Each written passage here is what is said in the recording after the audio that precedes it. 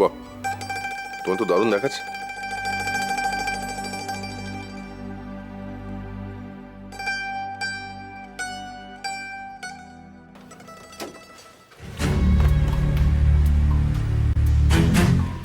যাক, একদম ঠিক সময় চলে এসেছি।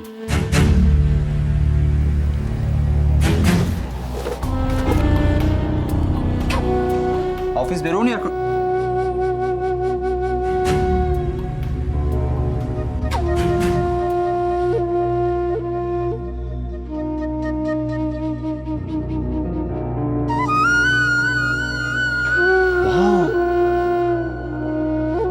দারুণ দেখাচ্ছে তোমায়। আমি তোমার জন্য অনেক কিছু নিয়ে এসেছি, প্রচুর শাড়ি। ষষ্ঠীর একটা, সপ্তমীর একটা, অষ্টমীর একটা, নবমীর একটা, আর দশমীর একটা স্পেশাল শাড়ি। আর এই হচ্ছে অষ্টমীর জন্য স্পেশাল গয়না। কিন্তু এই শাড়িটা তো আগে কখনো দেখিনি। কে গিফট করলো?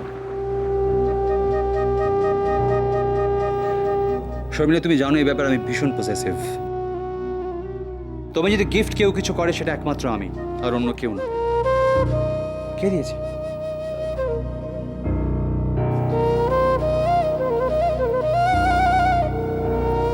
কি হলো? বললে না কে দিয়েছে?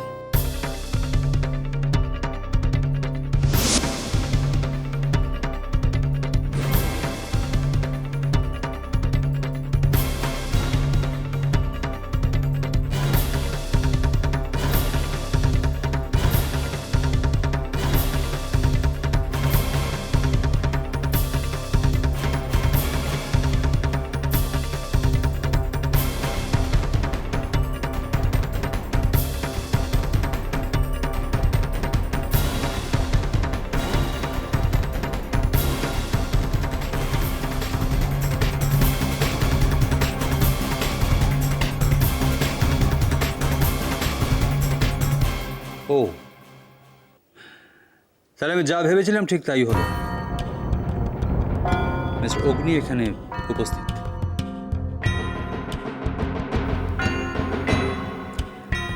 শর্মিলা, উনি এখানে কেন?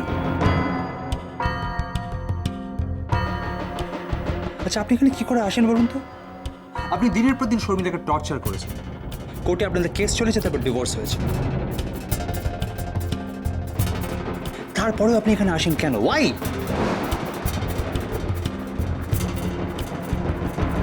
শর্মিলা, আমি জানতে চাইছি এই লোকটি এখানে আসেন কেন?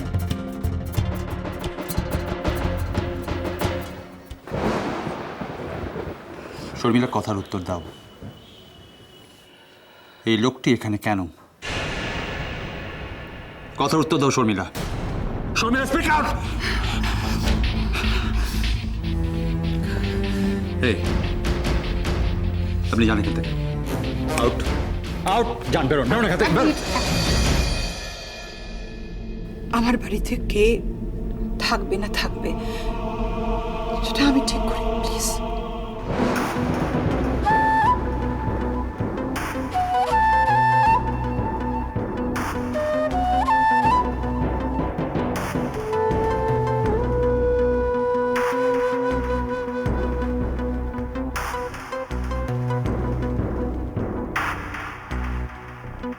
শর্মিলা, তুমি এতটা স্বার্থপর?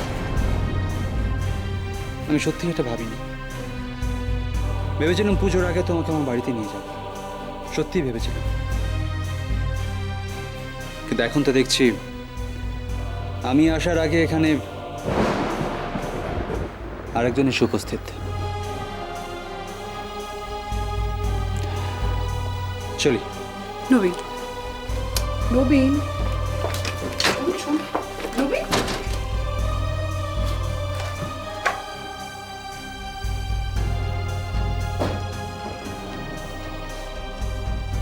I am sorry. আমি জানি নবীন তোমাকে ভালোবাসে, আর তুমিও নবীনকে ভালোবাসো। কেন যে আজকে এখানে এলাম আসলে ওমের জন্য এনিওয়ে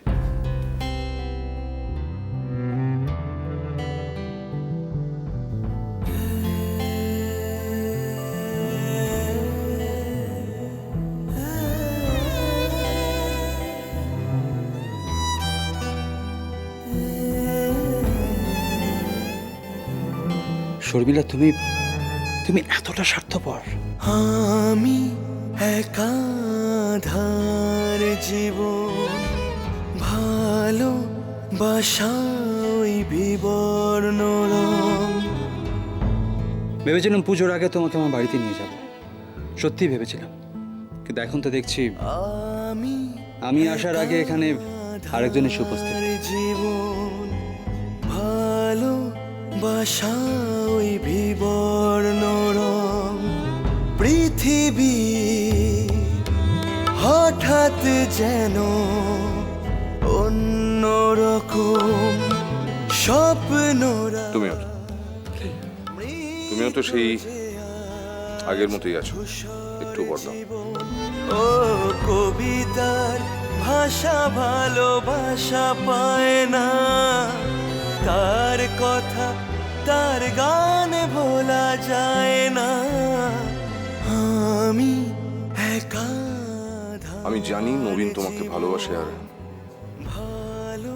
আর তুমিও নবীনকে ভালোবাসো।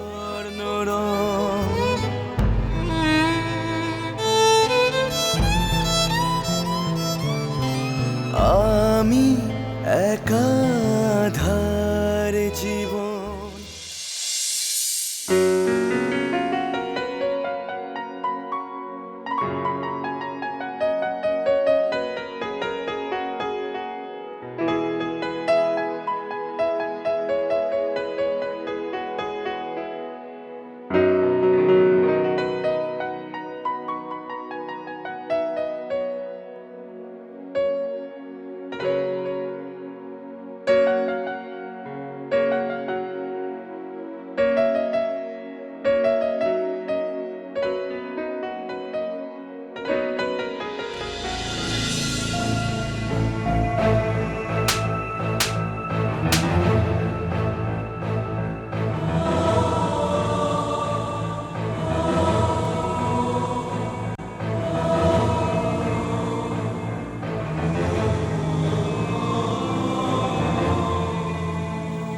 I'm sorry, মা।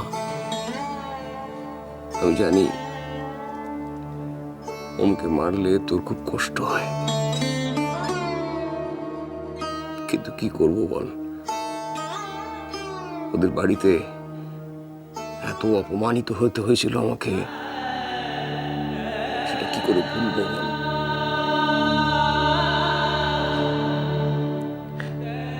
ঈশ্বর করুন তোর মাথা থেকে ওমের সব চিন্তা ভাবনা সরে যাক। আমার পছন্দ করা পাত্রকে বিয়ে করে তুই সুখী হ মা, সুখী হ। ওমকে ওভাবে মেরে এখন মেয়ের সামনে এসে চোখের জল ফেলা হচ্ছে।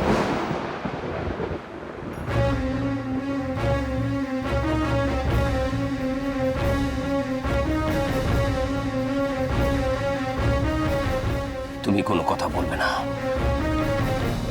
কোনো কথা বলা তোমার সাজে না। বুঝতে পারছো না কেন? এত বড় একটা ঘটনা ঘটে গেছে বলে তোমাকে কিছু বলিনি, কিন্তু আমাকে না বলে ওই রাজলেখা চৌধুরীর বাড়িতে যাওয়ার জন্য তোমার কি শাস্তি পাওয়া উচিত তুমি জানো? কি করা উচিত তোমার সঙ্গে? ভালোবাসা ভালোবাসা